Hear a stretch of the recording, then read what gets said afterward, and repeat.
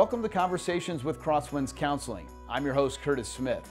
Every week on this podcast, we talk about all things mental health, sometimes stress or anxiety. Perhaps you're burned out. Well, this is the podcast for you. We sit down with the wonderful counselors at Crosswinds Counseling and have a great conversation every week. Let's dive into this week's episode.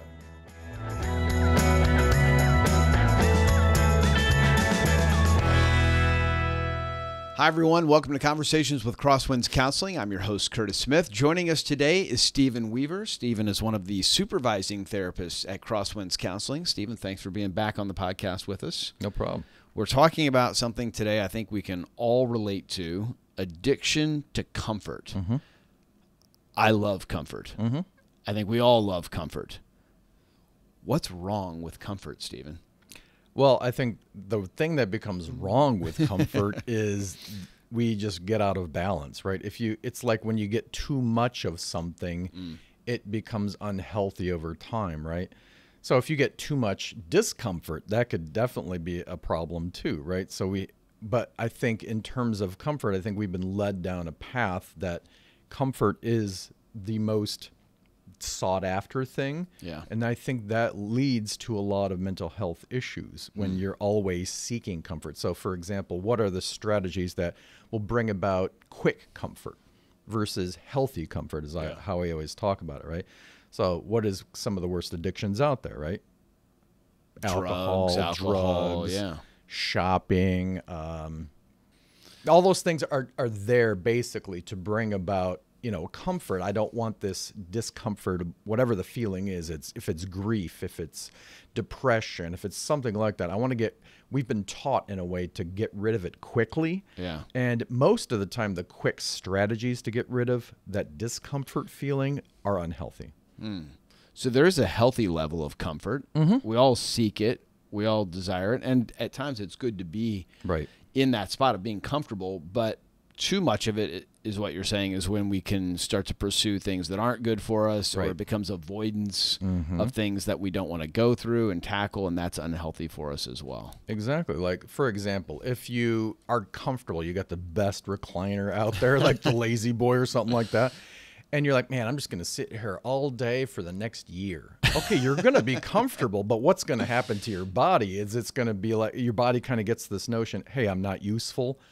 So I'm going to kind of give up and shut down. And that's what really happens to people when we don't do what our body is intended for doing, which is to deal with stressors around us. And if we can't deal with any of those good stresses, I say good stresses because we want to kind of get away from distresses and get to more what they have termed as eustress. If we can stay in that eustress sweet spot, we feel better in our life, right? So for example, get out of the Lazy Boy and get into maybe once per day. A lot of people say they feel invigorated by cold showers. That's very uncomfortable. Like, have you ever tried it? I've not. I know a couple guys that do them, and it sounds awful to me, and so I have not tried it yet. But I know they love it.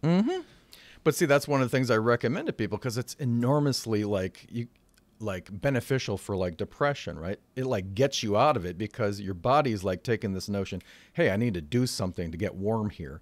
And it's actually making use of a lot of the different functions in our body. One of the big ones is mitochondria. Mitochondria are those powerhouses of our body. They create the energy and they really respond to cold. So getting out there and being uncomfortable, because the winter months are coming, in the cold is really good. That's why up north they do polar plunges and things like that. Right. It's very invigorating. It makes you feel alive.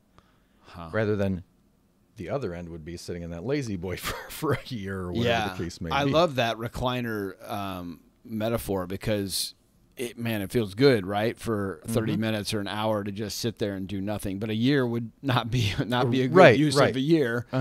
And at some point you actually probably don't become comfortable. You actually want to get up and move or shift around at least, certainly over a year, but even over a couple of hours, you would lose the comfort that the recliner is giving you.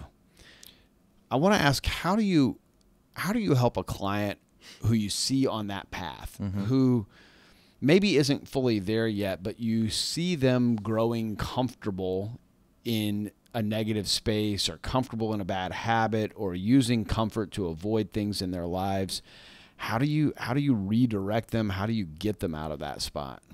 Well, in the session room, I try to bring some uncomfortable understandings into the room, especially towards like what is going on. What are they saying to themselves right now, right? Because I think most people are taught, I want to hear the good things. I want to feel the good things in whatever environment I am. I should be comfortable wherever I am, but I'm trying to push them and say, hey, have you thought about this for your life? That you're doing something that could possibly be, I don't know, for example, ruining a relationship, and you don't even realize it, right? But you're just trying to be comfortable by doing the same thing over and over. A lot of people pick those same strategies because they feel comfortable. And I'm saying, and I'll bring that into the room and say that's not working though. Yeah, it might be comfortable to say these words to your partner or whatever. It might be comfortable, for example, a lot of people are people pleasers out there, right?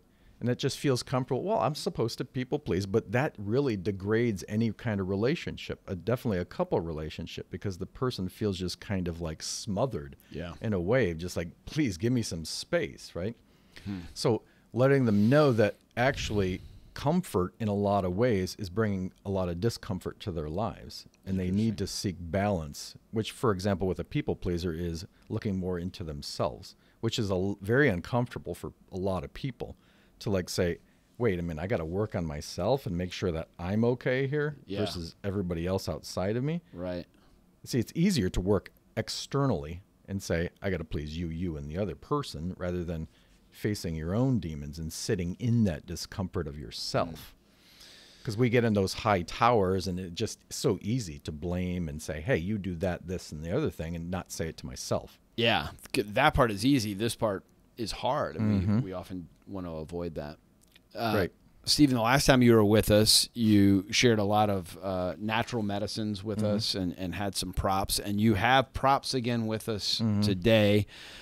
We did not talk about them beforehand purposely because I had no idea. You've got a magic wand and a giraffe headband. What on earth does this have to do with comfort?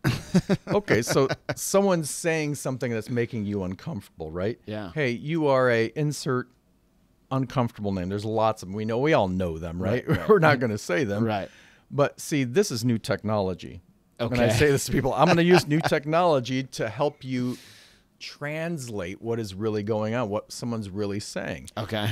Because we can see whatever it is for the truth and not what we're making it, right? Yeah. So it becomes more comfortable when I put this on. And if someone's calling me a coconut head or something like that, what I can see is, oh, you're really angry because you want some respect.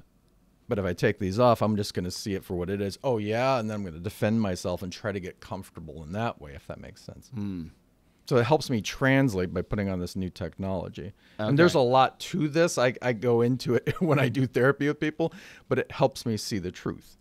Because the whole metaphor or the symbol of the giraffe is it's got a long neck, which means I may not be comfortable right now with what's going on in my relationship or my life or whatever is going on, but I know I can get there if I do it in a more life-fulfilling way, if I stick to feeling the discomfort and not trying to push it away, but trying to understand it for what it's really telling me. And this is like echoed throughout time. This is like Muhammad Ali, who said he hated every minute of training, but he said, suffer now and live the rest of your life a champion. I mean, this is like everybody. This is there's this poet in Germany named Rainer Maria Rilke. He said, let everything happen to you. Beauty and terror. Just keep going. No feeling is final. We have this infinite knowledge of the past. There's Jesus. I think the whole symbol of the cross is about discomfort. I mean, we're faced with every day. We have to see that we need to kind of implement that in our life. And then we can live the rest of our life a champion, just like Muhammad Ali said back in the day, right? Right. This is, like I said, echoed over and over. And so the symbol of the giraffe, too, is I gotta, sometimes put that comfort into the future, and I know I will get there. I just got to have that long view on things, right? Okay. But it also helps me translate things. And the magic wand, Is that a totally different thought, or does it relate to the giraffe? Well, it just kind of like, hey, you made me angry, right? We hear people saying that. Yeah. I'm like, oh, is that even possible? Here, I'm going to try to make you angry. And they're like, oh, that makes sense, right? But like comfort too doesn't come just through a magic pill. You can't just be different or make someone, is there a certain phrase or something when I get into a therapy room that's going to change things for me? Yeah, let me get that new technology. This is what it is, right? But no, because comfort comes, healthy comfort, the most healthy of our life comes through struggle. It doesn't come through, some kind of magic cure. Yeah. Where I can just wave a wand and, hey, your life is better now. Yeah. It takes going inside and struggling. Sorry. No. I was just thinking, I bet the magic wand could be used in therapy a lot, because a lot of where people are striving to get to takes hard work. It's like Muhammad Ali is saying, the training isn't always fun, but it is necessary. If you don't do it, you don't get to be a champion. If you don't do the hard work of therapy, you're not going to get to where you want to be. There is no magic wand for that. So and I say real work in therapy takes time. It takes slow understanding of yourself. That's why I kind of pause. There's lots of different therapy techniques out there that bring about quick change, like solution focused and kind of the things like there's one that you wave your hand. It's called EMDR, things like that. I just kind of question, is that long lasting change where someone really changes for the healthy, for the rest of their lives kind of thing. Yeah. I just really want us to look at that as counselors too. And as people coming into counseling, right? What is going to really bring about change in my life? Interesting stuff. Addicted to comfort. I think we can all have certainly moments or seasons of life where that is the case. If that's you, if you've found yourself addicted to comfort and it plays out in some negative or harmful behaviors, put on the giraffe headband, or maybe go to crosswindscounseling.org and look for Stephen Weaver or one of the wonderful counselors at Crosswinds. So many people that are poised and positioned to help you through whatever you're going through. We thank you for being with us on the podcast. Stephen, thank you for joining us once again. And we'll see you next time on Conversations with Crosswinds Counseling. Thanks for watching Conversations with Crosswinds Counseling today. Don't forget to like and subscribe to get more of our podcast. And you can comment in the section below. Perhaps you could share what you'd like us to discuss in future episodes. We've got new episodes coming out every week. So we'll see you next time on Conversations with Crosswinds Counseling.